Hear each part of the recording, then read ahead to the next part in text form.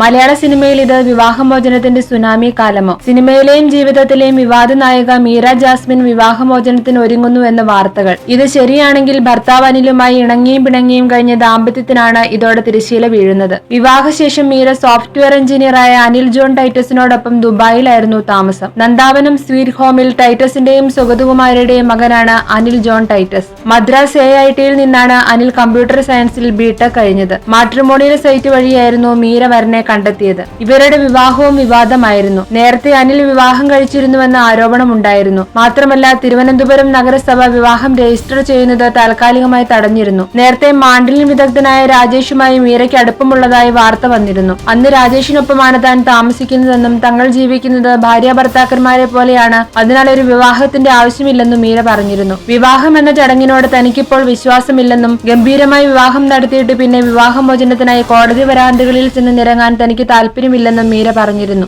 അനിലിന്റെ ദുബായിലെ വീട്ടിലാണ് മീര ഇപ്പോൾ താമസിക്കുന്നത്. എന്നാൽ ഈ വീട്ടിലേക്ക് അനിൽ വരാറില്ലത്രേ. മാത്രമല്ല അനിലും മീരയും നാട്ടിൽ വരുന്നത് പരസ്പരം അറിയാറുപോലുമില്ലെന്നും കേൾക്കുന്നു.